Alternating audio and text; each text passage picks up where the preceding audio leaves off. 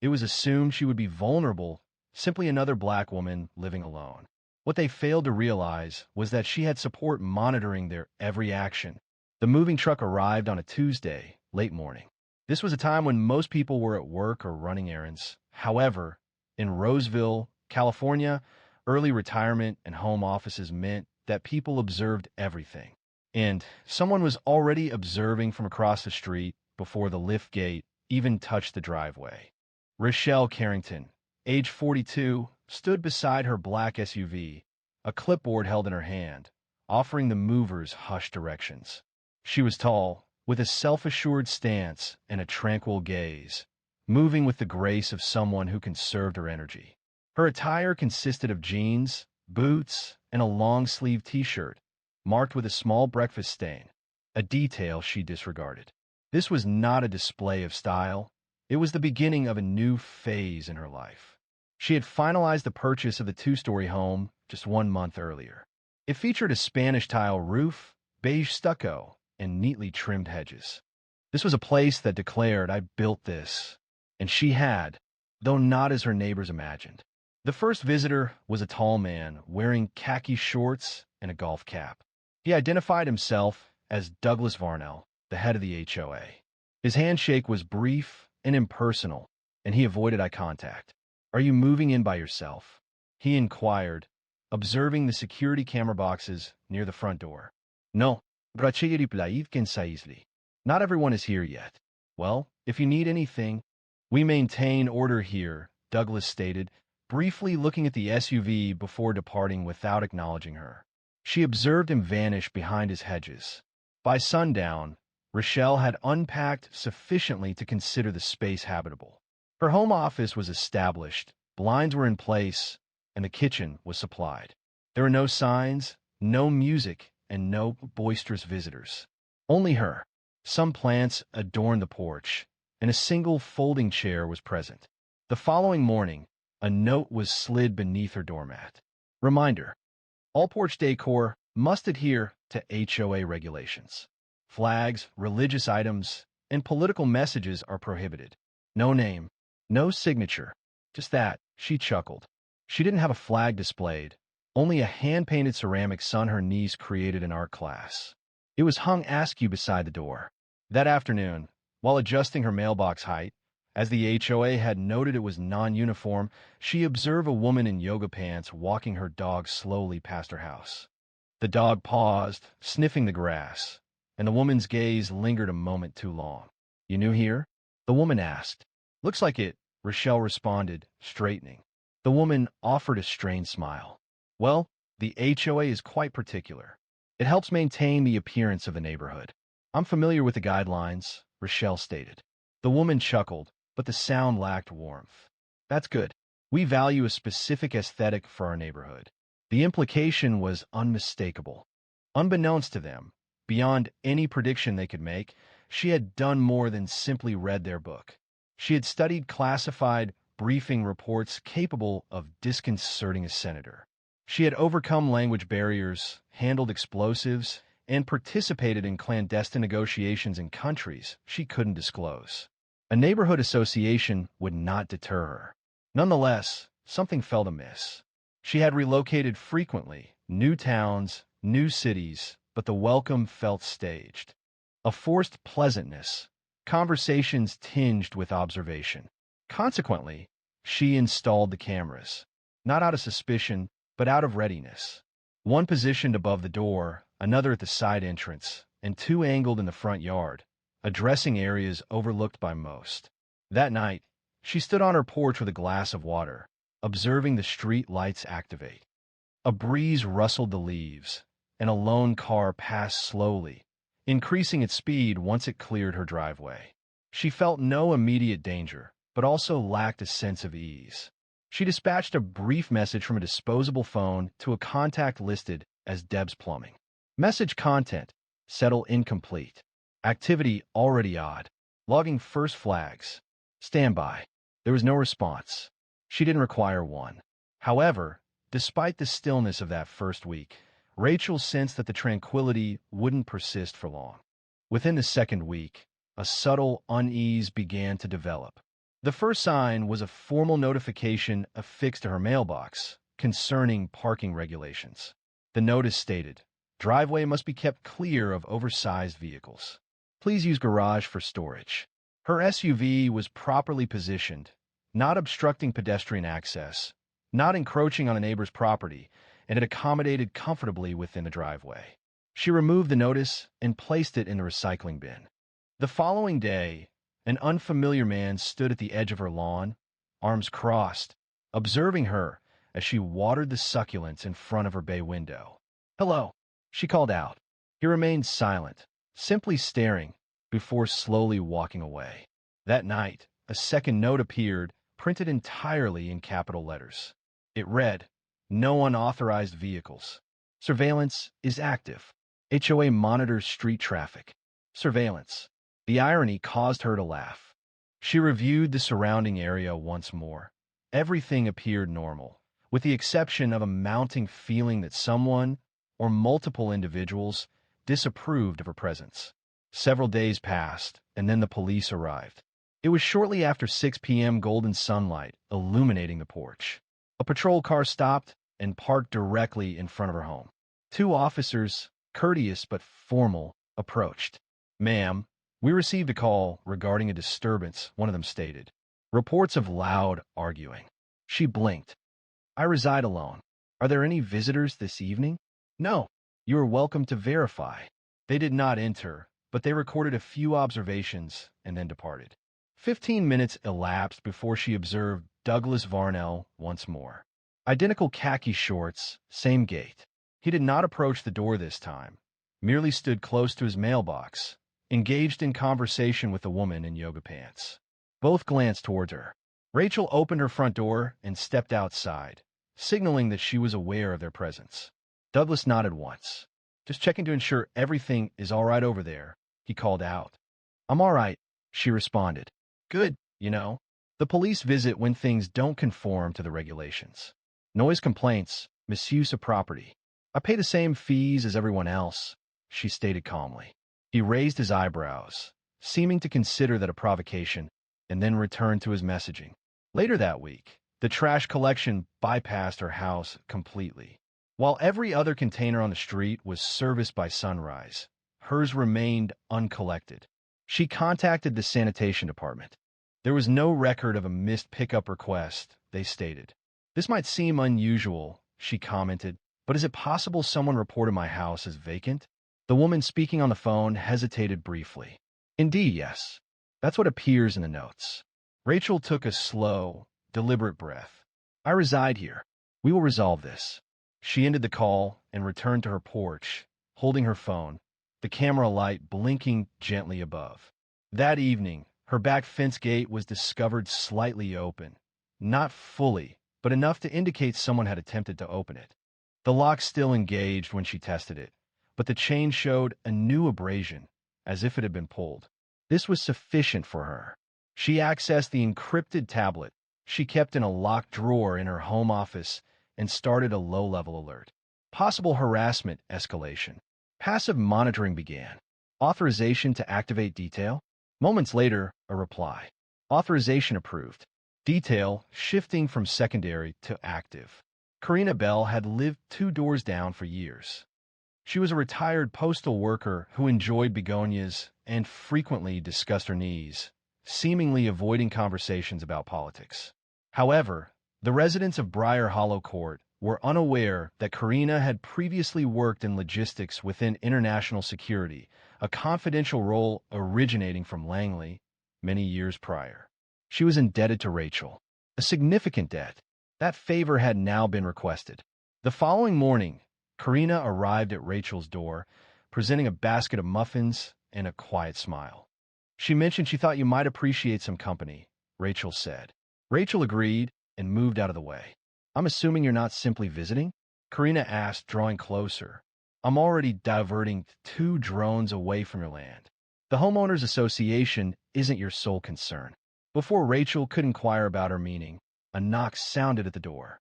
And this time, it wasn't Karina with baked goods. It was 4:42 p.m. when they arrived, not in a squad car, not in a designated homeowners association vehicle. A silver sedan, notable for a cracked front headlight and excessively tinted windows, pulled up. Two men exited the vehicle. They wore khaki pants and tucked-in polo shirts, each with laminated badges attached to their belts, badges that appeared cheaply made. One held a clipboard.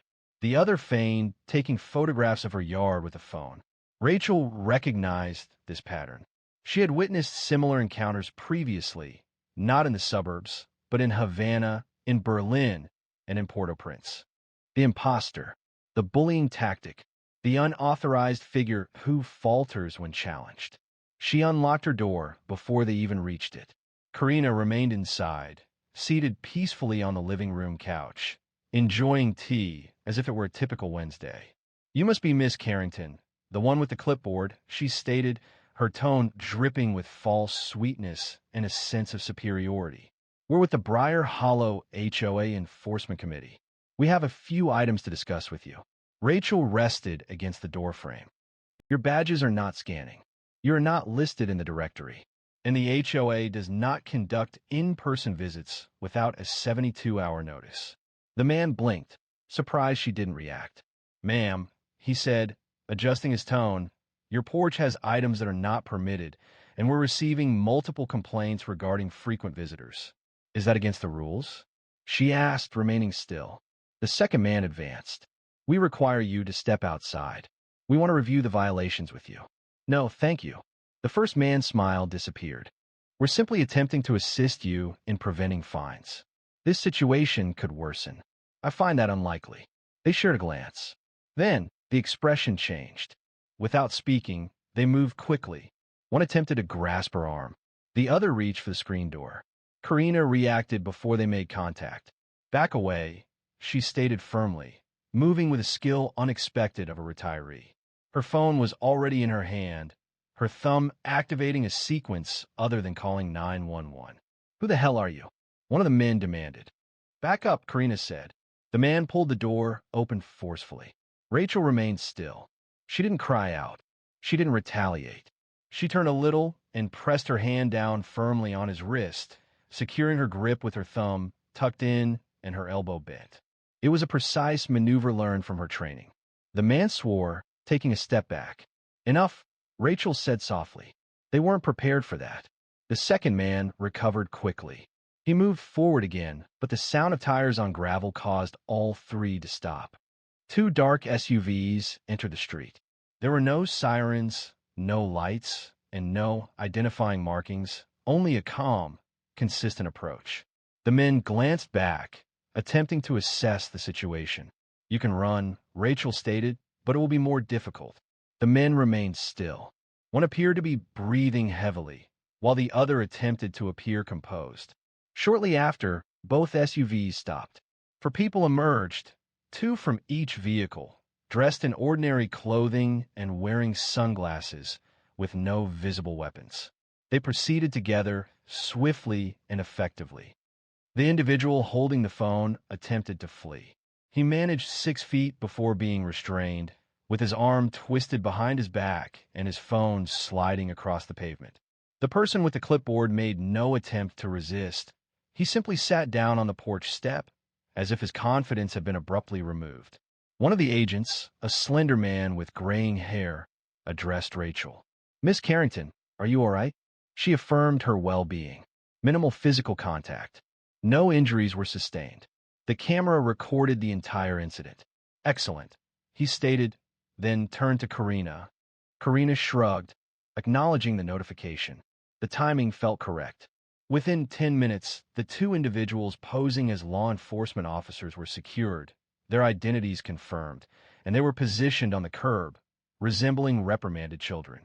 Residents started observing from behind curtains. Several opened garage doors and lingered in the darkness, feigning sweeping activities. No one intervened.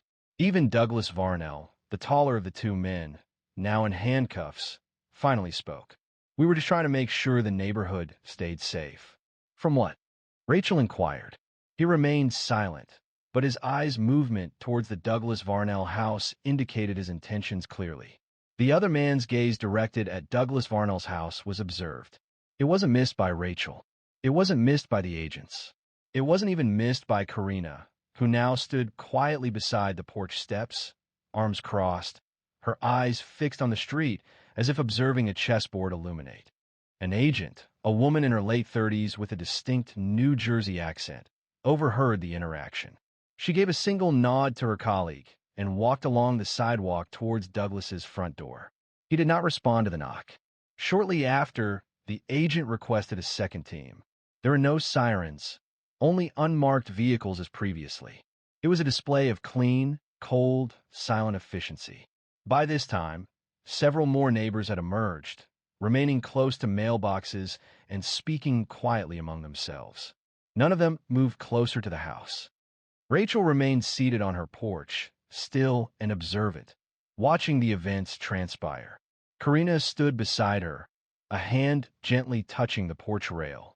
He never was that bright, Karina murmured. You know him? Rachel inquired. Not personally, but I've been observing his cameras for weeks. Rachel lifted an eyebrow. The ones he stated were for wildlife? Yes. It was peculiar how the wildlife seemed to resemble women walking their dogs or brown children on bicycles. The clipboard guy was escorted into one of the SUVs. The other individual, identified as Ronan Kessler, had a sealed juvenile record and resided just outside city limits. Both were hired laborers, not residents. However, their paychecks provided a lead. One of the agents returned to the porch, crouching to Rachel's eye level. We are currently reviewing surveillance footage. Your neighbor across the street has cameras. We are obtaining access through municipal override. The agent paused. Do you think he is connected? I believe whoever is orchestrating this considered you an easy target. Rachel gazed across the street. Douglas's front window blinds were now closed completely. You're going to find this surprising, the agent stated. Situations like this, they occur more frequently than one might assume. Fabricated HOAs, independent residents, private contractors, all operating discreetly. However, they selected the incorrect address this time. Karina quietly laughed. Absolutely. An hour elapsed, and the federal agents possessed sufficient evidence to knock on Douglas's door. This time he responded. Rachel didn't hear everything that was said, but she observed his expression when he understood this extended beyond a local matter. He was questioned about payments routed through a shell company, the number of anonymous police calls he had recorded from his residence, the fabricated notices, and the bogus HOA violations. He attempted to dismiss the inquiries. He supposedly stated, just doing my part to keep things orderly. However, order wasn't the core issue. The problem wasn't about porch decorations or SUVs. The difficulty arose because someone such as Rachel Carrington, given her measured actions and unwavering composure, undermined the sense of authority some residents valued in areas like this. They were unaccustomed to someone who didn't require their validation. Now, each of their methods had been recorded, the timing noted, and data compared. Returning to the porch, Karina moved nearer. Are you all right? I'm fine, Rachel replied. But I'm weary of this routine. Karina offered a slight smile. Perhaps a rewrite is in order. By evening, news had circulated. 2 arrests were made, a federal investigation commenced, and a request for voluntary interviews was sent to several homeowners on the block. Remarkably, no one questioned how Rachel had reacted so swiftly or why tactical agents had arrived in less than 10 minutes. They were unaware of the agency clearance, the debt of gratitude, or the discreet surveillance that had been ongoing for the past 5 weeks. Most importantly, they didn't realize who they were confronting as what seemed like a simple removal became a public event.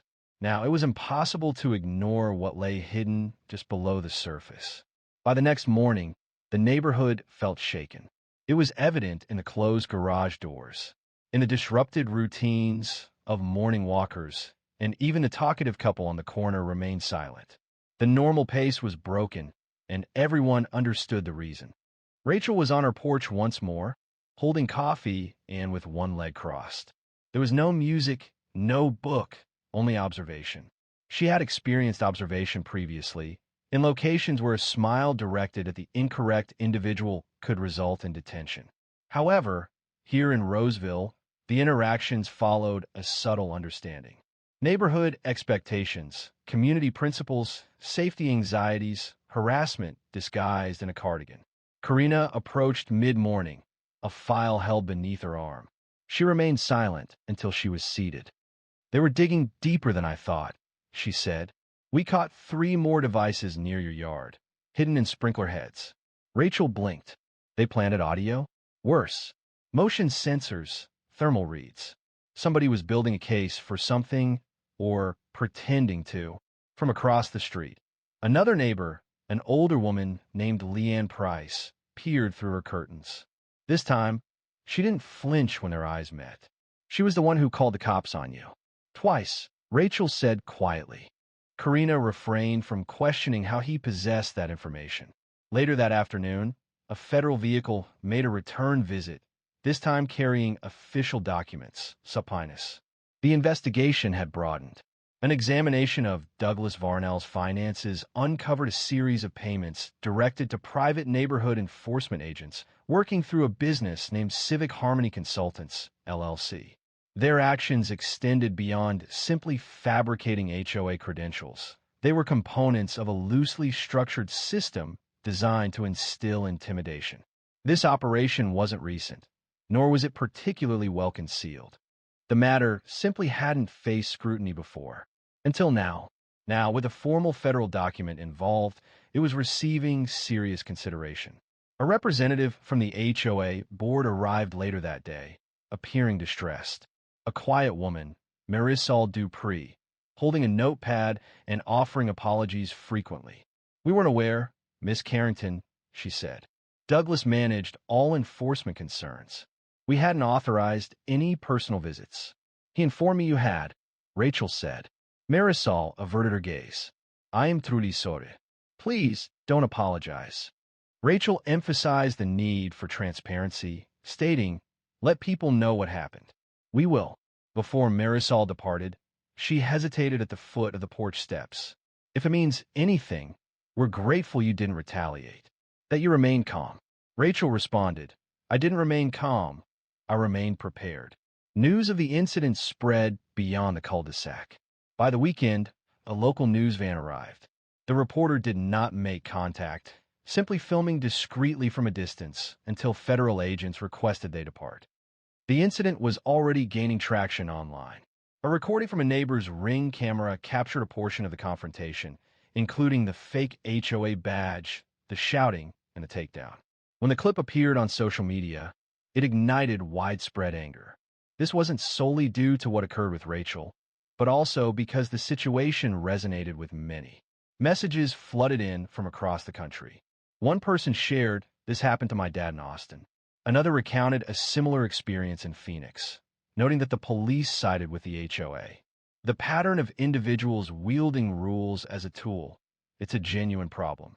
The streets of Roseville became a subject of discussion, not due to their well-maintained lawns or excellent school ratings, but because of what occurs when private power believes it can operate without accountability. Later that night, Karina brought over 2 glasses of wine. The sun had set. The porch light hummed gently above them. You thinking about moving? She asked. No, Rachel said. Not yet. Karina nodded. Good, because it's different now. They know someone's observing from a distance, but the significant change wasn't among the neighbors. The realization dawned on Rachel. She understood how silence allowed them to operate and how a carefully chosen reply could effectively halt that activity. 2 days elapsed before a discreet meeting occurred at an unremarkable building close to the Sacramento Municipal Complex. There was no media coverage, no sensational announcements. Simply a table, 4 chairs, and 3 individuals who possessed a true understanding of how things functioned. Rachel was positioned at the far end, wearing all black and with a manila folder placed before her. Directly facing her was Agent Colin Braddock, the lead investigator for the now-active federal inquiry into Civic Harmony Consultants. A DHS cybersecurity representative sat to his left, their expression unreadable. Karina was positioned on Rachel's right, maintaining her usual composure. What you're dealing with, Braddock began, extends beyond this HOA, or even this neighborhood. The group you identified? They have been operating in clusters across several western states. Rachel acknowledged this with a nod. They exploit delayed accountability, focusing on local homeowners associations, retirement communities, and gated suburbs. Braddock indicated a tablet. They create a facade of authority, use regulations as weapons, and target individuals who don't conform, typically those with out-of-state license plates or who appear different, particularly if they move in without drawing attention. They went beyond establishing a false authority, Karina stated. They were collecting information. The DHS representative looked up.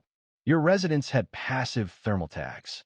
That is not homeowners association technology. It's surplus military-grade equipment. Braddock leaned forward. Here's the part you're likely to find concerning. He indicated a flag communication from 6 months ago. One of our side channels detected it, but it wasn't initially prioritized. He slid the document across the table, a printout of an encrypted email chain with the subject line, New resident, confirmed background, CIA link. Rachel read it silently.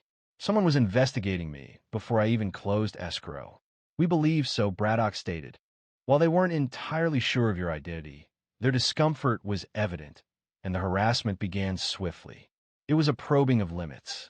And if I had strongly opposed it, she mentioned they would portray me as the instigator. He confirmed this. It's a recognizable sequence. They instigate reactions, then amplify the pressure. They deliberately accumulate records to suggest instability.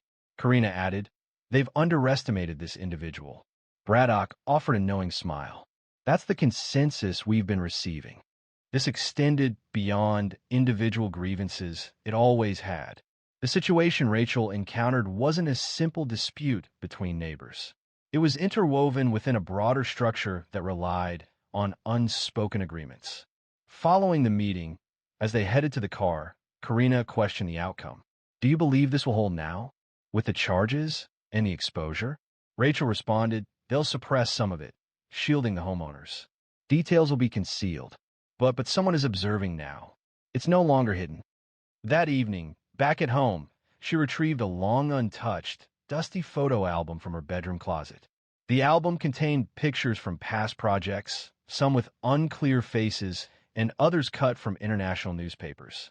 Among them was a faded photograph of her mother standing in front of their house in Paterson, New Jersey, during the time a neighbor attempted to initiate eviction proceedings due to a zoning issue. She had resisted, steadfastly, and ultimately prevailed. That determination persisted. As dusk settled, Rachel stepped onto her porch once more. This time, she wasn't alone. Several neighbors, those who had previously avoided her, were walking dogs, watering plants, and acting as if they didn't notice her. A man across the street offered a small wave. She made no response. Not yet. She settled, crossed her arms, and gazed out at the cul-de-sac she now perceived distinctly. Not as a haven, but as a reflection. I used to think I could simply buy peace, she said aloud. Karina, having returned, responded while looking at her phone. You still can. It simply costs more than many anticipate. They remained in silence for a considerable time. Within the building, the cameras continued to record events. This wasn't due to an expectation of further incidents, but because detailed records were now essential for safety. Although the immediate danger seemed to have subsided, Rachel understood that the situation wasn't resolved. True success wasn't achieved through a single apprehension or a single exposure. It was about refusing to allow herself to diminish. A week later, the neighborhood had resumed its familiar routine. Lawn services were operating again, and children were riding their bikes. However, a palpable sense of caution lingered, particularly near the Carrington house. Some people offered waves, others deliberately avoided looking. A few seemed to desire an apology, but lacked the words to express it. Rachel didn't wait for them to decide what to do. Each morning, she worked from her home office. Her evenings were spent tending to the garden, which she had neglected since moving to Meadow Creek. She began walking around the neighborhood again, not out of obligation, but because she was able. Influence wasn't solely about defense. It was about existing openly without needing authorization. Karina arrived one evening, carrying a folded lawn chair and a chilled bottle of mineral water. I thought I'd keep you company, she said. They sat quietly for a while, observing the sky transform into a gentle orange hue. "I've been thinking," Karina stated. "Why do you think they were so bold? I mean, they didn't know who you were. But still, they didn't need to know." Rachel responded. "They just assumed I wouldn't fight back." Karina nodded. "Because most people don't. Because most people can't." They paused, letting the observation linger. It was an accurate assessment. Not everyone has a federal contact on speed dial. Not everyone has decades of tactical training. Not everyone has a Corina 2 doors down. And that's the point. The situation in Roseville extended beyond mere bias or intimidation. It involved a framework that facilitated individuals acting as gatekeepers, cloaking themselves in manufactured authority, fabricated concern, and deceptive neighborly gestures. They had established a functioning system. This system persisted until someone disrupted the established pattern. Afterward that evening, Rachel composed a letter at her desk. The letter was not addressed to the HOA, nor to her neighbors, but to a young woman she had yet to meet, someone who would eventually confront a similar circumstance. She wrote, "Don't wait for permission to have space. Claim it, subtly if possible, forcefully if necessary. Expect resistance. But remember, they consistently underestimate what they don't comprehend. Retain records, maintain composure, and most importantly, remain present, even when they desire your absence." She folded the paper, placed it within a journal, and slid it onto a shelf beside her badge. Not an award, not a recollection, a prompt, because this extended beyond a porch or a fence or a neighborhood rulebook. The narrative explored the lengths individuals would take to safeguard their perceived reality, and how swiftly that perception crumbled when someone asserted themselves and resisted conformity. The following Sunday, a community announcement circulated detailing a town hall meeting intended to rebuild faith and openness regarding neighborhood regulations. Douglas Varnell's name was discreetly eliminated from all HOA documentation. There was no formal justification provided. Rachel wasn't invited. However, she attended regardless. She positioned herself in the back row, remained silent, and simply listened, not to the spoken words. Regarding the atmosphere, however, the hesitant coughs, the measured language, the alteration in stance upon noticing her presence. Later, as she departed, Leanne Price approached her. "I wasn't aware the situation escalated to that degree," she remarked, adjusting her handbag strap. "We simply sensed something was amiss." "What was amiss?" Rachel inquired. Leanne paused. "I suppose I hadn't anticipated you would be so ready. I didn't anticipate needing to be." They remained there briefly. Then Leanne gave a short nod and walked off. This wasn't reconciliation, but it signaled the beginning of a reckoning. That night, Rachel posted a single sentence on her infrequently used social media account. "Politeness won't save you, but preparedness might." It quickly became widespread within days. People were no longer simply observing the drama. They were recognizing the underlying pattern, and perhaps, just perhaps, understanding it was time to disrupt it. So if you've reached this point, keep this in mind. Resilience isn't always about direct action. It can be found in a chair on a porch. It can be seen in a camera angled perfectly. It can be heard in a voice that remains strong. If this story resonated with you, please subscribe. Someone else out there needs to experience it as well. According to my mom, she works at NASA. The entire class laughed until someone with a badge entered the room and altered the atmosphere.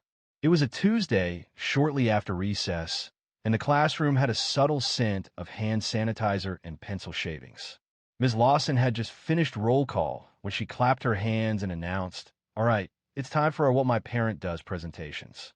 One after another, students share their stories.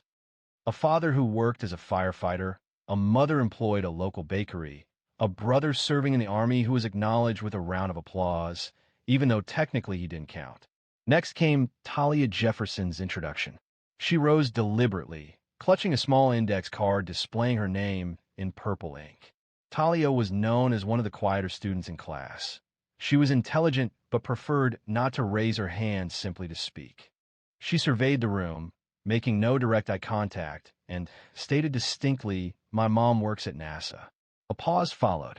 Then came quiet chuckles, escalating into laughter, not a sudden outburst, but a wave that grew stronger as confused and amused glances circulated. Wait, NASA? Someone called from the rear. You mean like the space agency? Another voice whispered, perhaps a little too loudly. Even Ms. Lawson seemed surprised. She didn't laugh. Instead, her eyebrows rose a little, as if she found it difficult to accept. Talia blinked deliberately, remaining silent and still. She didn't shout. She didn't flee. She simply stood, her expression composed, her hands unwavering. Yes, she confirmed, stating that she works at NASA and is a systems engineer. The word seemed out of place. Ms. Lawson, positioned close to the board, offered a strained smile, signaling a transition to the next item. Well, thank you, Talia, she said, already looking over her clipboard. Next, it was Owen's turn. Talia resumed her seat, disregarding the laughter and the subtle gestures. Her fingers tightened around the bottom of her shirt. Her expression remained composed, though her cheeks felt flushed. Owen began to discuss his dad's plumbing business, but Talia registered very little of what he said. She was certain they didn't accept her story, not a single one of them, not even the teacher. They found the task unbelievable, but even more so, they doubted the individual presenting it. A girl with deep brown skin, her tight braids secured with a soft pink scrunchie. She carried a hand-me-down backpack with a broken zipper. Her shoes were well worn, and she didn't use elaborate language or speak with great volume. Therefore, when she mentioned NASA, it sounded to them like a fantasy, like a game. During Owen's presentation, a piece of paper was passed to her desk. A boy named Theo leaned towards her and asked if she cleaned the bathrooms or something. Talia remained silent. She didn't cry, not at that moment. As the bell signaled the end of class and students scrambled for their backpacks, she remained seated, her gaze fixed on the classroom door. She had never before wished her mom held a different position, one that was simpler to discuss, one that didn't invite curious glances. Nevertheless, even then, she held onto the conviction that it was important. Her mom had once shared with her that some truths are too profound for limited understanding. One simply allows them to mature. Talia exited that classroom with her head held high, despite a knot in her stomach. She felt no personal shame. Her concern was for those around her. However, she was unaware that the learning experience wasn't complete. This applied to her classmates and to Ms. Lawson as well. The Jefferson House was located close to a peaceful road in Mobile, Alabama. It wasn't ostentatious, but it was neat, painted a light yellow with green shutters. It was the sort of place where the porch light was consistently illuminated before nightfall, and the screen door made a slight creak upon entry. Talia entered through that door at a slower pace than normal. Removing her sneakers, she dropped her backpack close to the staircase and went directly to the kitchen. The aroma of garlic and onions indicated her mom had arrived home earlier than usual.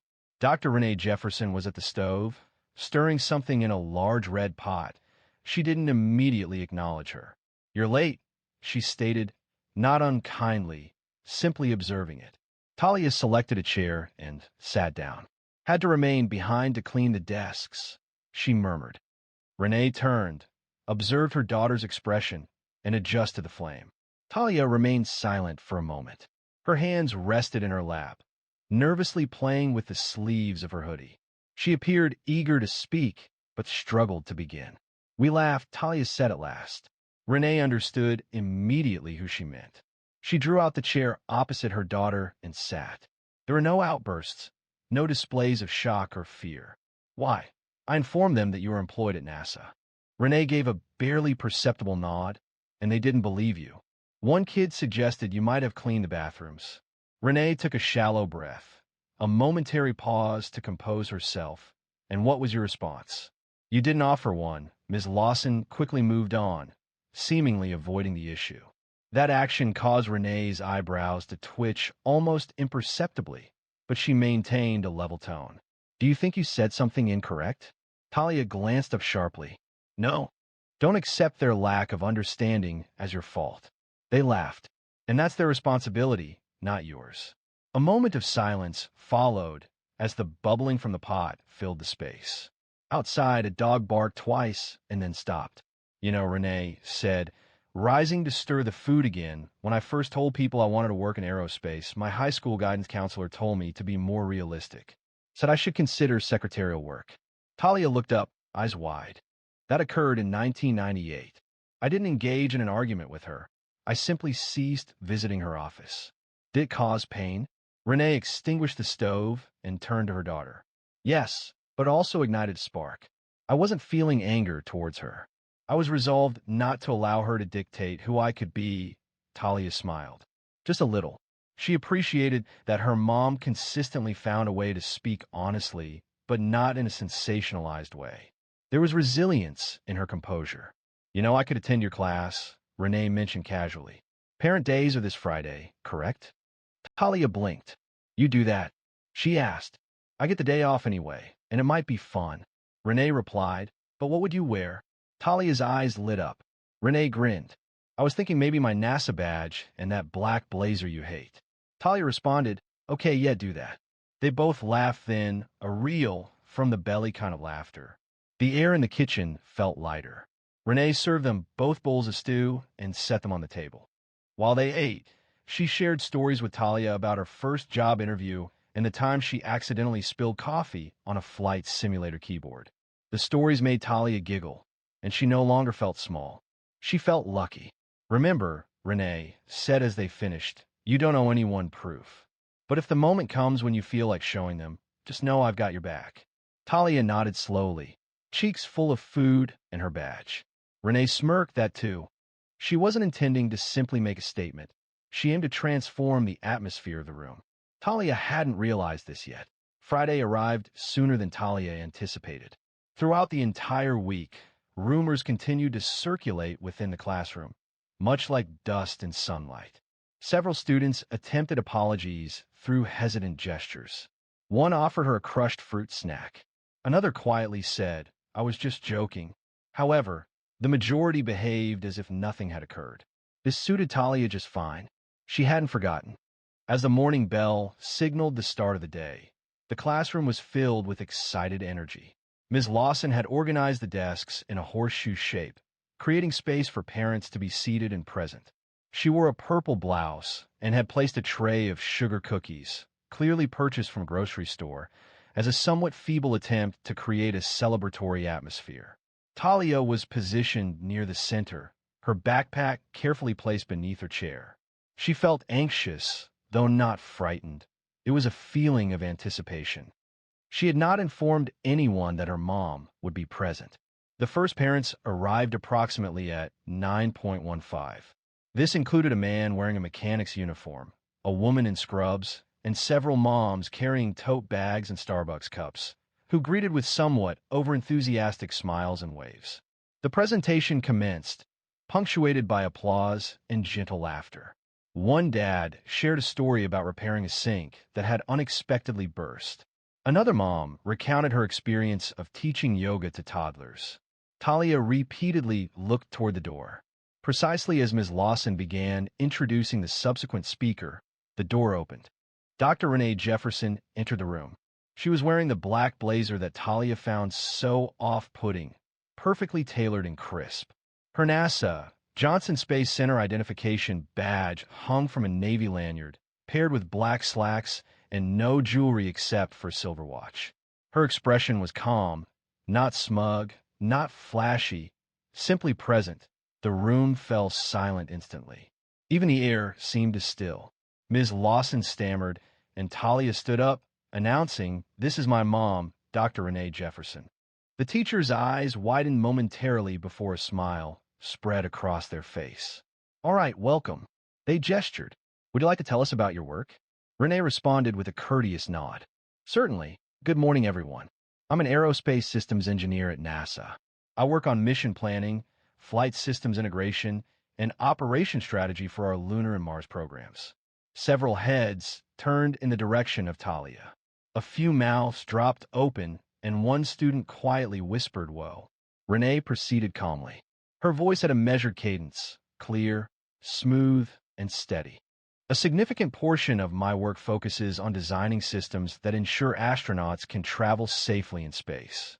We examine all aspects, from their respiration to the transmission of data back to Earth.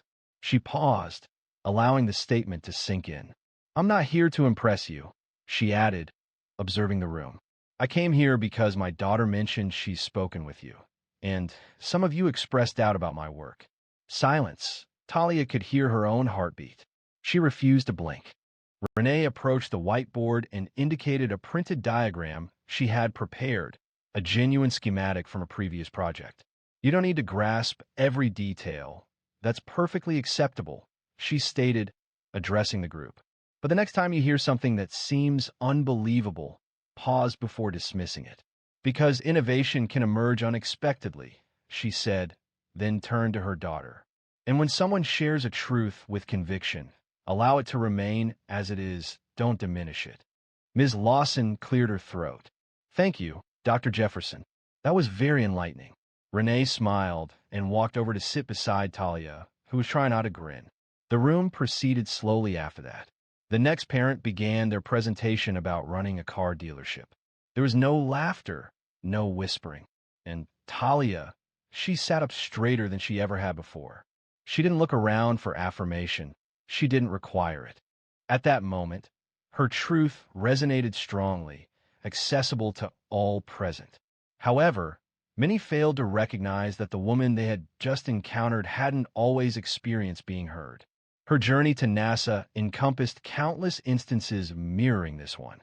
Prior to becoming Dr. Renee Jefferson, she was simply Renee Lewis, a slender teenager with oversized glasses and notebooks filled with diagrams that held no interest for anyone else in her neighborhood. Growing up in Baton Rouge, Louisiana, she lived in a house with a sagging front porch, raised by a mother who worked 2 jobs to pay the bills. From a young age, she preferred machines to makeup. While other girls enjoyed playing jump rope, Renee constructed small devices from discarded fans and obsolete cassette players. Her uncle once described her as odd, but she viewed that as a positive attribute.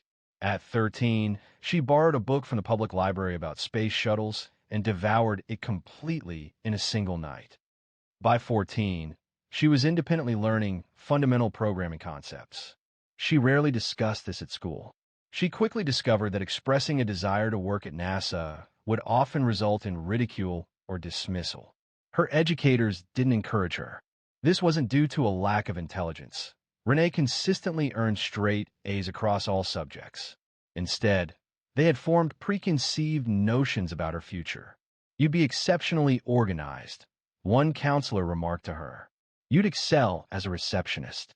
Upon mentioning her intention to apply to a summer program for young engineers at Georgia Tech, her math teacher expressed surprise. He remarked that it was highly competitive and questioned if she was certain about spending the application fee. Despite this, she submitted her application and was accepted. That summer proved transformative. She found herself among peers who approached problem solving in a similar manner, with notebooks brimming with questions and uninhibited curiosity. She returned with a collection of blueprints and a newfound sense of purpose. College presented its own challenges. At Auburn University, she found herself one of just 3 black women within the entire engineering department. During collaborative assignments, she frequently was asked to record notes rather than work on calculations. Instructors continued to mispronounce her name, even after 3 semesters had passed. Despite these difficulties, she remained steadfast, consistently attending classes. Renee supported herself by working evenings at a diner close to campus and providing tutoring services to high school students on weekends. There were moments when she contemplated abandoning her studies. It wasn't a matter of her inability to manage the workload. The difficulties stemmed from the draining effort of constantly having to demonstrate her place. During one spring, following a successful thermodynamics midterm, she overheard 2 classmates speaking privately behind her. One suggested she must have received assistance, and the other speculated she may have copied from another student. Instead of confronting them, she didn't shed tears. She simply returned home, opened her textbook, and began preparing for the upcoming finals. By the semester's conclusion, she achieved the top rank within her department. It was an unspoken understanding amongst them, but they recognized it. Following graduation, She completed an internship at Lockheed Martin. Subsequently, she submitted an application to NASA, which she considered a long shot. However, her qualifications were undeniable. The acceptance call arrived in March while she was in a laundromat, surrounded by wet towels and with only one dryer operational. Her mother wept on the phone for a full 5 minutes. From there, the substantial effort commenced. The meetings, the designs, the late nights, the subtle glances in conference rooms, the moments where she had to repeat herself 3 times to be heard. But she persisted in voicing her thoughts, because whenever she worked at a console or drafted a fresh concept, she recalled a younger version of herself who only needed one person to believe it was achievable. Now, as she entered her daughter's 5th-grade classroom, the badge swaying from her neck, she represented more than just herself. She stood for every girl who had ever been told, "People like you don't do that." However, this wasn't about proving a point anymore. It was about establishing something new in her daughter, a foundation that couldn't be undermined. The following Monday, subtle changes were noticeable, not in a dramatic fashion, but through small shifts. The shift was subtle, something you'd only perceive if you were paying close attention. When Talia entered class, she anticipated no special welcome, and none arrived, but the atmosphere felt different. People didn't visibly react when she spoke. Theo didn't whisper. In fact, he completely avoided looking at her. During recess, 2 girls, Kennedy and Samira, approached her near the jungle gym. They stood nearby, uncomfortably, shifting their weight. "My mom said your mom's speech was really something," Kennedy said, chewing her bottom lip. "She seemed intelligent, genuinely so." "She is," Talia answered promptly. Samira concurred. "I researched NASA after school," she explained. "It's quite interesting." That was their brief exchange. Yet they remained. And for the first time all year, the 3 of them settled on the bench and discussed a topic beyond snack trades or slime videos. Later that day, Ms. Lawson spoke privately with Talia as the class prepared to leave. "I wanted to say something," she began, her voice softer than normal. "Regarding last week," Talia looked up, attentive. "I should have managed that situation differently," Ms. Lawson continued. "I ought to have asked more questions, rather than proceeding so quickly. I apologize." Talia wasn't certain how to respond. She rarely encountered adults offering apologies in that manner. She nodded once, deliberately. That was sufficient for the present, though not everyone experienced a change of perspective. Certain children still spoke in hushed tones, but they did so with greater discretion. Some observed her with an expectation of failure, seemingly needing her to falter to reaffirm their own perspectives. One boy, Dean, would quietly say "NASA kid" whenever she passed, as if attempting to diminish her accomplishments. Talia remained composed. She did not react defensively or retreat. Instead, she continued her efforts. She engaged more frequently in class, volunteering answers even when uncertain of the correctness. Now, even making mistakes didn't intimidate her, not as it once had. One afternoon during group work, she overheard a classmate say, "She thinks she's better than us." Talia looked up calmly and replied, "No, I just know I belong here." No further debate followed. At home, Renee observed the change as well. Talia spoke more at dinner, sharing small details about her day without needing to be prompted repeatedly. And she began drawing again, shifting away from cartoons towards diagrams, similar to those her mother created. Rockets, helmets, star maps, and pencil. One evening, Renee discovered a post-it note affixed to the fridge. It stated, "I'm going to work there too, love, Talia." She left it untouched for 3 days. However, this wasn't solely about demonstrating assurance. A more profound shift had occurred within Talia. It was no longer a matter of disproving anyone. It was about embracing her own authenticity, recognizing truth regardless of criticism. During gym class, when the teacher requested they write down a goal not related to sports, Talia wrote, "Engineer, space missions just like my mom." When the teacher announced it, there were no laughs. The class simply listened. However, at home, a different feeling arose. It was a still moment shared between mother and daughter, solidifying all they had experienced. It was Friday night again. A full week had passed since Parent Day, and the house was filled with the aroma of Renee's renowned lemon chicken. Talia sat at the kitchen table, sketching a new design, a rotating satellite with solar panels shaped like flower petals.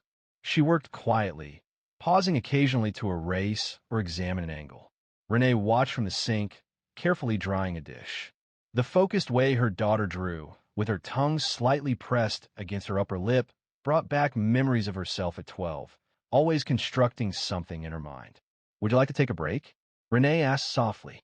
Talia looked up. "Almost finished." Renee smiled, resting against the counter.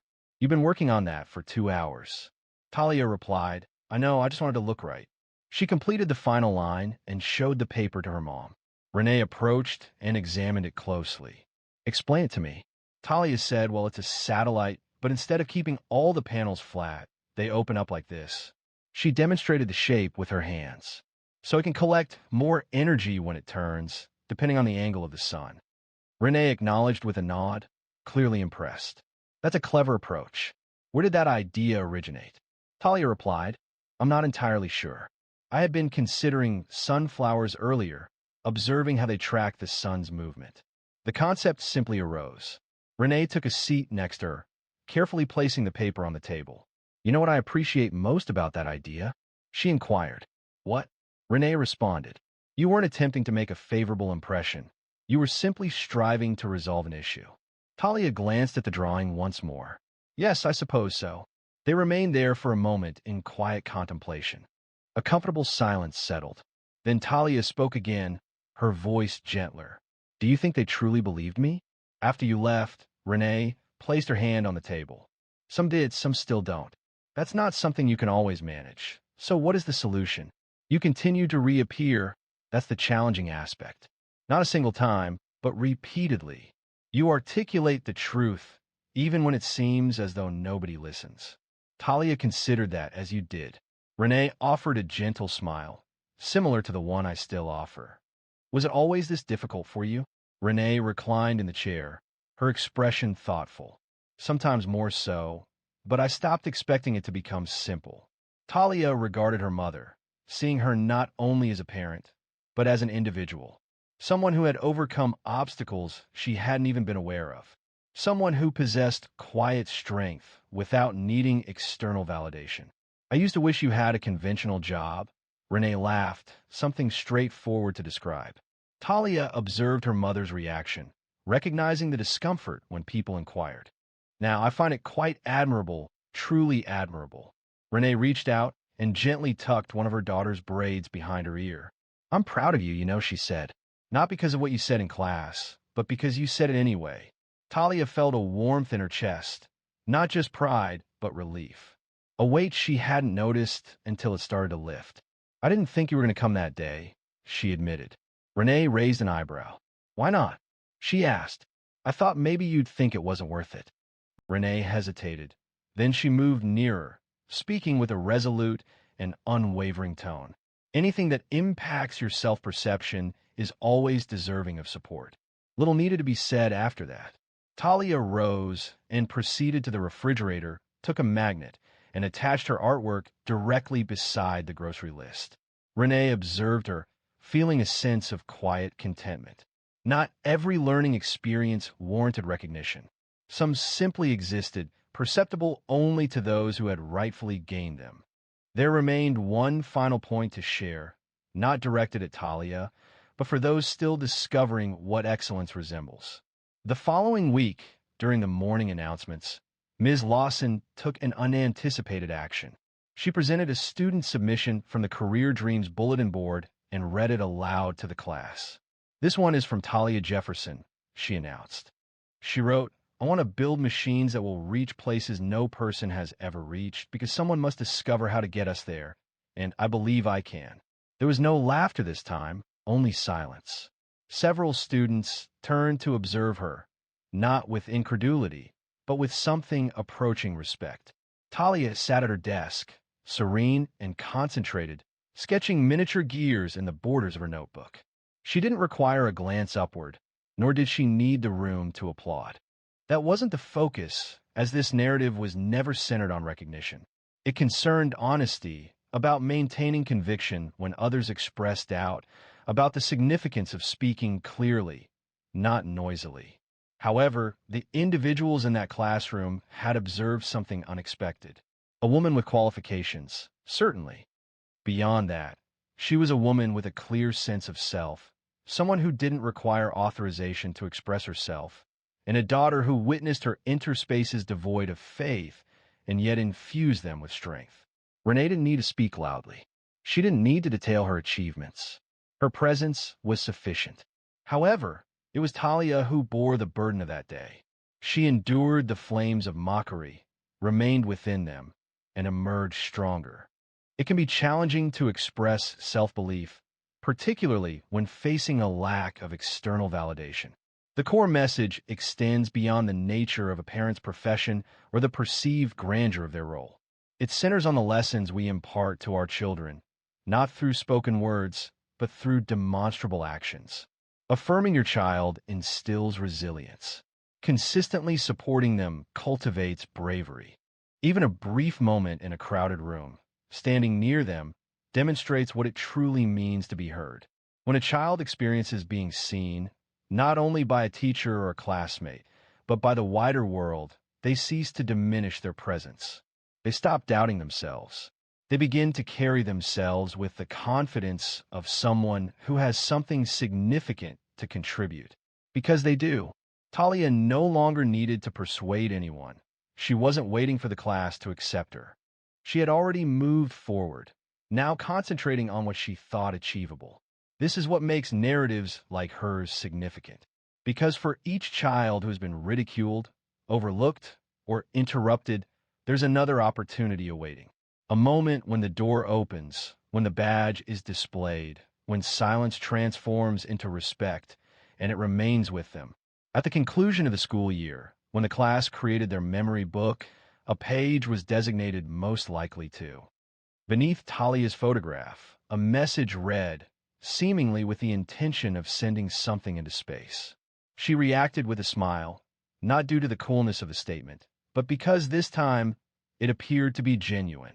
Therefore, the next time a child expresses a significant aspiration, refrain from immediate skepticism.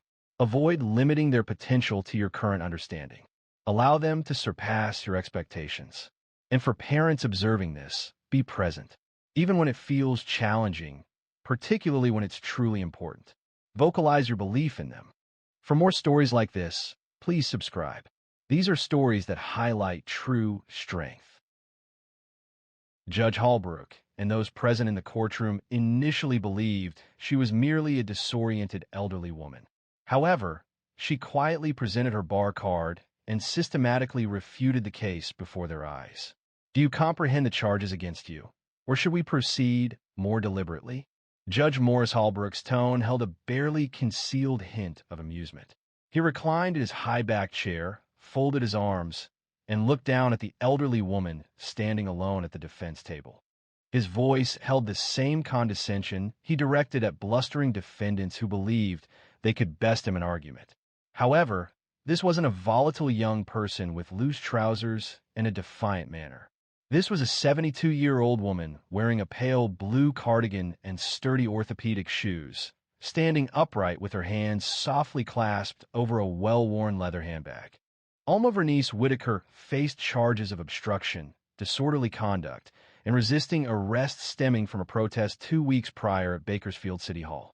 Leland Drury, the prosecutor, appeared to be no older than 30, presenting a polished image with shiny shoes and a demeanor suggesting unwavering self-assurance. He briefly looked towards the gallery, a slight grin on his face. A few individuals in the courtroom suppressed quiet laughter. The bailiff emitted a chuckle. A flicker moved across the stenographer's lips. Alma remained silent. Judge Holbrook struck the file before him. The document stated that he had pushed an officer and incited the crowd to defy orders to leave. Such bold claims from a person of his stature. A fresh ripple of laughter spread through the room. The judge peered over his spectacles towards her. He noted the absence of legal counsel. No attorney, I presume? She then spoke, her voice calm and measured. No, Your Honor, Alma replied, a statement that visibly startled Leland. His head angled as if he hadn't understood. Madam, are you aware this is a criminal proceeding? You are facing genuine charges. Alma did not react. I am fully aware. Would you like to see my bar card? A moment of silence followed. Then some laughter arose, people assuming she meant something else. However, Alma slowly reached into her handbag and produced a laminated card, somewhat yellowed around the edges. She positioned it carefully on the table and pushed it across. Albrook peered, then leaned in. It displayed State Bar of California. Attorney Alma V. Whitaker, bar number 129804, was admitted on June 17, 1983. The room fell silent. She looked up and adjusted her reading glasses. I received my law degree from Howard in 1982, passed the bar the following summer, spent 12 years as a public defender in Detroit, and another 8 years working civil rights cases here in California, she stated. No one moved. I retired in 2003, she added, but I have kept my license active just in case. Judge Albrook shifted in his seat. Drury cleared his throat, but said nothing. Alma addressed the judge directly. Before this courtroom determines my fate, I need to clarify some information. I was not organizing a protest. I was attempting to de-escalate it. There is a distinction, and I plan to demonstrate it. Point by point, her tone remained consistent. She did not increase her volume, but each word appeared deliberate and considered. The bailiff looked towards the judge. Albrook examined her bar card once more, flipping it over, seeming to anticipate it might disintegrate. Alma remained motionless, as if she had held that posture countless times, and she had. Leland Drury then spoke, his voice slightly strained. Your Honor, we cannot confirm this without official. It's authentic, and I have additional documentation in this bag if needed, Alma stated, interrupting. Drury stopped speaking. Judge Albrook paused, then concluded very well. The court acknowledges the defendant is representing herself. He then paused. A subtle murmur, a sense of bewilderment, rippled through the gallery. But Alma Whitaker offered only a slight, almost unnoticeable acknowledgement to herself. Her purpose wasn't to provide amusement. It was to underscore that appearances could be deceiving. However, Judge Albrook wasn't prepared for the revelation she was about to unveil. The courtroom still hadn't fully settled. Judge Albrook now sat with a more upright posture, observing Alma Whitaker with a different kind of focus, one devoid of irony. Leland Drury, who previously appeared relaxed, now seemed uncertain whether he's entered a genuine trial or a trap. His jaw was tight, but his eyes repeatedly looked at the judge as if anticipating support. Alma made adjustments to the microphone before her. I'd like to begin by addressing the prosecution's claims, beginning with the body cam footage. Or more specifically, the lack of it, Leland said. Your Honor, the official report indicates the footage from Officer Grunwald's body camera was deemed irrelevant because of a battery malfunction. This malfunction occurred precisely from the moment the officers arrived at the protest until I was placed in cuffs. She turned slightly toward the jury. It's a significant gap in the record, isn't it? She moved slowly, considering her words, much like lawyers sometimes do. However, this wasn't a performance, it was a genuine issue. According to the arrest report, 3 officers were involved, she stated. Only one officer's body camera footage was examined. The second one had malfunctioned, and the third officer's footage was, what did the report indicate?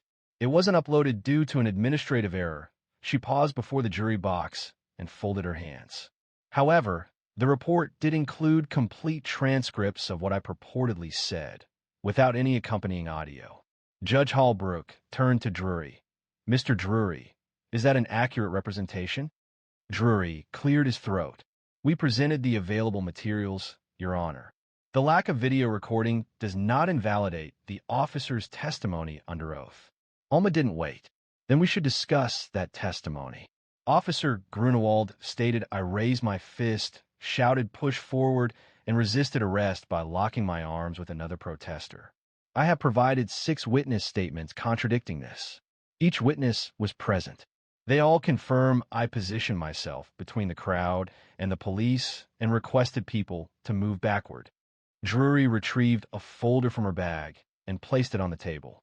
She also stated a request had been submitted for a subpoena of Officer Grunewald's prior complaints, noting there were 3 related to misconduct during public gatherings, all of which had been dismissed quietly. A ripple of reaction passed through the gallery. Drury raised an objection. She questioned the relevance, asking if the complaints had resulted in a conviction. Alma turned, her voice firm, asserting that a pattern of behavior matters, particularly when it's the same behavior repeated. The judge raised a hand to quiet the room. "Please focus, Ms. Whitaker." She nodded once, then presented a second document. "I also want to discuss the photograph the prosecution introduced as evidence. Exhibit C, the image depicting me mid-step, encircled by police officers." She displayed the printout. The prosecution asserted this indicated I was advancing towards the officers, seemingly ready to oppose arrest. However, if you examine it closely, she provided a magnified copy to the clerk. You'll observe my palms are raised, open, directed outwards. This is a widely recognized gesture of de-escalation. She looked at the jury again. One doesn't approach armed police with raised hands unless attempting to avert a greater harm. The room was silent. There was no laughter now. Even the gallery had leaned forward. Drury attempted to regain control. Despite those gestures, the defendant disregarded a legal instruction to leave. Alma turned to him slowly. "What legal instruction, Mr. Drury?" "The arrest record details an order issued by Officer Grunwald at 6:32 p.m. A time-stamped photo demonstrated that I was already in restraints by 6:28. She paused, allowing that information to register. This suggested the order was either issued belatedly or wasn't given at all. Judge Hallbrook moved, appearing noticeably uneasy. Leland remained silent. Alma inhaled deeply. Therefore, considering the absence of audio recordings, the conflicting timeline, the missing video, and the testimony that disputes witness accounts, what remains to support prosecution? She did not appear self-satisfied. She expressed no sense of triumph. She seemed weary. Weary, as if she's faced this scenario countless times and understood the process intimately. Alma then introduced a surprising element, video evidence that fundamentally altered the case. She placed a small USB drive across the table, explaining that it contained footage recorded by a college student, Victor Ramirez. He had been filming from the second floor of the parking garage, overlooking City Hall. "I've already submitted it to the clerk for review," Judge Hallbrook observed. "What does this video depict?" Alma responded directly. The clerk placed the drive into the court screen system. A grainy yet stable video appeared on the monitor. It showed the protest happening below. People were shouting and holding signs, while police officers created a barricade. Then, Alma became visible, her small figure moving through the crowd. She was not shouting. She did not raise her fists. She did not link arms or chant. She was waving her hands down in a motion recognizable to anyone who had previously broken up a fight. "Back up!" Her voice rang out, surprisingly loud and clear for a woman her age. "Don't push, stay calm." The video captured the entire incident. She positioned herself between 2 officers and a group of teenagers holding cardboard signs. She faced the crowd, not the police. Her hands were raised, again palms outward. Shortly after, one officer lunged. Another joined in. They seized her arms, pulled her backward, and placed handcuffs on her. She offered no resistance. She displayed no reaction. The room was completely silent. Following an additional 30 seconds of footage, the screen faded to black. Alma addressed Judge Hallbrook. "The officer's report stated that I charged the barrier, urging others to defy. However, in that video, I was the sole individual attempting to prevent the situation from worsening. That video was not presented by the prosecution, despite Officer Grunewald's knowledge of its existence. According to information, Victor provided a copy to the department the day following the protest. He received no response. Hallbrook glanced at the bench, his jaw tense. Mr. Drury was asked, "Did your office receive this footage?" Leland Drury's face appeared pale. He stated, "I was not informed, Your Honor." Alma did not look at him. It wasn't necessary. Mr. Ramirez reported that he provided it to a plainclothes officer, who informed him it wasn't required. He speculated that they had already determined their version of events. A woman in the gallery murmured, "Lord have mercy." The judge's gavel fell once, a gentle sound intended to restore order. He regarded Alma as if encountering her anew. "You stated you retired in 2003? She affirmed. "That is correct. Following 20 years of observing cases similar to this." He inclined his body forward. "And why return now?" Her tone became gentler. "Because I grew weary of awaiting another person's concern." She advanced several steps, not for effect, but because remaining seated was no longer possible. "I had hoped that if I simply adhered to the guidelines, remained quiet in retirement, read the paper, and offered occasional assistance, perhaps the world would resolve itself. However, the reality is that Mr. Drury's actions aren't unprecedented. Officer Grunewald's behavior isn't new. This pattern, this tendency of accusing first, investigating later, that's not a recent development. I'm familiar with it. I've observed it since I was 30 years old, and it hasn't diminished." She addressed the jury, her gaze sweeping across the panel. "I didn't come here today to create a spectacle. I am here because if this court determines my guilt relying on the testimony of individuals who are not entirely truthful, then what becomes of the next person lacking supporting evidence, or a recorded statement, or the courage to come forward?" There was no response.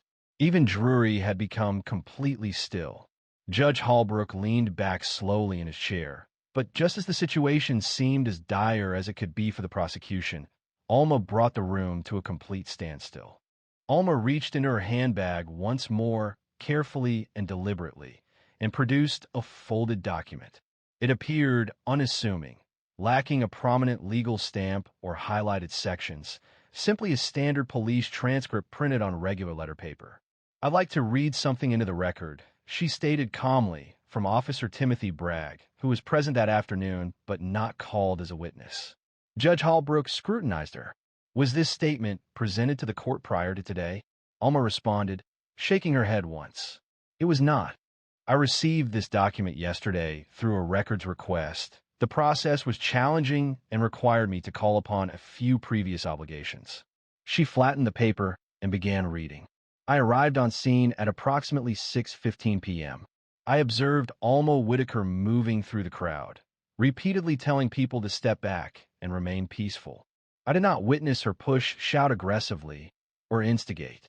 When I saw her being taken into custody, I was surprised, as she was the only individual I observed attempting to calm tensions." She glanced upward, allowing the quiet to linger. Leland Drury adjusted his position in his chair. His fingers momentarily played with the pen. "That officer was not involved in the arrest. Does that mean his account is unreliable?" Alma completed his thought, her voice now more pointed. "Then why wasn't his name mentioned in the witness list provided by your office, not even as an addendum? You state your pursuit is of the facts, Mr. Drury, yet the facts that dispute your narrative are discreetly omitted." The judge asked, "Mr. Drury, can you confirm whether Officer Bragg was interviewed during the investigation?" Drury paused. I'd have to check the original intake file." "There's no need," Alma stated. "I verified. He submitted his statement the night of the arrest. It was signed, time-stamped, and remained unreviewed, unmentioned." She approached the jury once more. "This case was never about disorder. The aim was to make an illustration of an individual who appeared harmless but refused to conform." She indicated softly towards the screen, which remained dark from the preceding video. "They hadn't anticipated someone like me would speak, and after I did, they attempted to characterize me as disruptive. That term is employed when people are reluctant to acknowledge their discomfort with being questioned." A juror, a man in his 60s with a neatly trimmed beard, massaged the bridge of his nose and glanced downward. The others watched Alma intently, their attention complete. Judge Hallbrook appeared weary, not due to Alma, but because of the situation unfolding before him. "Your Honor," she spoke quietly, "I request that all charges be dismissed based on procedural misconduct, incomplete evidence submission, and the suppression of exculpatory testimony." The judge remained silent for a moment. He clasped his hands and looked at the bench, tapping one finger in a steady beat. The courtroom held its breath. Alma remained silent. It wasn't necessary. Eventually, Hallbrook raised his head. I will consider the request and reconvene following a brief pause, he stated. Alma acknowledged his words with a nod and returned to her place. Her hands were firm. There were no written notes, no additional legal representatives, no elaborate ceremony, only years of practice, and a resolute conviction that truth held significance, even when others were unwilling to acknowledge it. As the courtroom cleared for recess, Leland Drury hesitated before rising. He remained in his seat, appearing as someone who had just understood they'd brought a spoon to a gunfight. When Judge Hallbrook attempted to regain control of the proceedings, Alma took an action that quieted the entire room. Upon resuming, the atmosphere had noticeably changed. The laughter and knowing comments had disappeared. Even those in the gallery sat more upright and silently, as if drawn into something more serious than anyone anticipated. Judge Hallbrook returned, his face grave. The gavel struck once, a gesture seemingly perfunctory, and then Alma rose. She avoided legal terminology and refrained from raising her voice. She simply began to speak. There was a period, she started, when I would hurry into courtrooms carrying 20 case files, often repeating the same suit 3 times a week due to financial limitations. This occurred in 1987 in Detroit at the public defender's office on East Grand Boulevard. Her voice remained steady, yet it carried an underlying sense of weight. I recall representing a 17-year-old, Ronaldo Briggs, who had been arrested because he fit the description of a purse snatcher. He was on his way home from school, carrying a trumpet case. The officer stated that he appeared nervous. One understands what nervous signifies when you are young, black, and walking alone. The courtroom was silent. The prosecution presented no purse, no eyewitness testimony, and no confession. The only evidence was that he attempted to flee when 2 officers emerged from an unmarked van. I paused, allowing my statement to resonate. The legal proceedings lasted 5 weeks. For 5 weeks, I sifted through evidence that others had discarded. I found a receipt for a school lunch inside his backpack, showing a timestamp 10 minutes prior to the crime. The police were dismissed from the case. By then, however, Ronaldo had missed his final band competition and lost his scholarship. Not to inflict blame, but to offer a tangible and lasting message. Cases like his remained with me, not because they were unusual, but because they occurred frequently. Too frequently.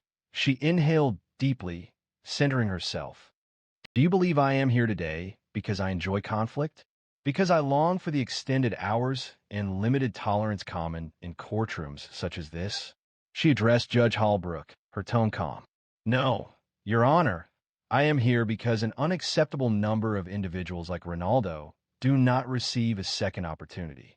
Had I remained silent, had I simply departed when the protest began to escalate, another child might have occupied this seat, a child unable to advocate for themselves. She moved nearer to the bench. I'm weary of feigning that quiet ensures our security. Hallbrook's hands were now clasped, his knuckles pale against the wood of the bench. He remained silent. He appeared as though he desired to speak.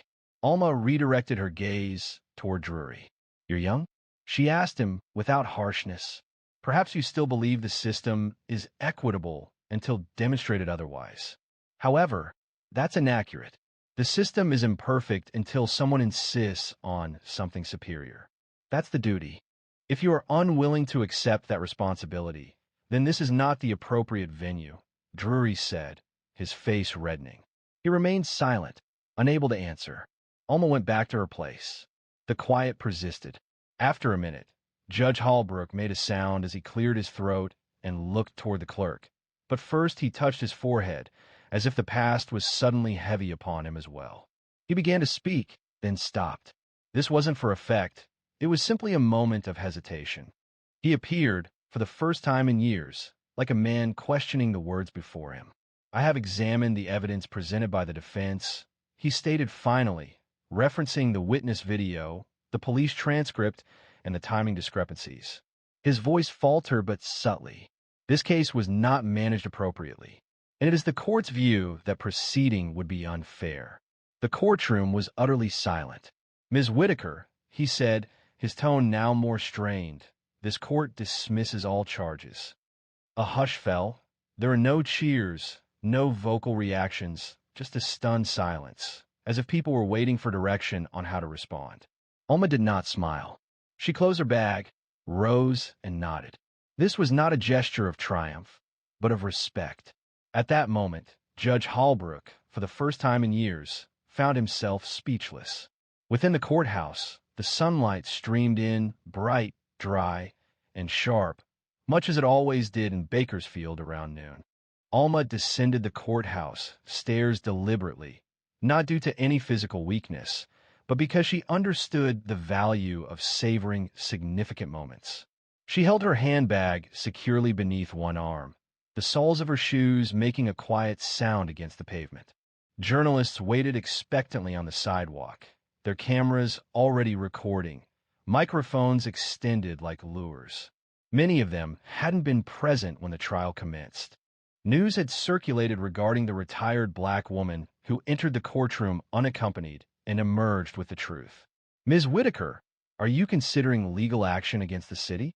Did you anticipate the case's dismissal? Do you identify as an activist?" She remained silent, not to evade attention, but because she had already spoken her piece, and that courtroom had been her sole intended audience.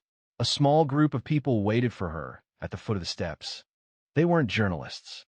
They were younger, late teens, perhaps early 20s, wearing hoodies, carrying backpacks, and sporting worn sneakers.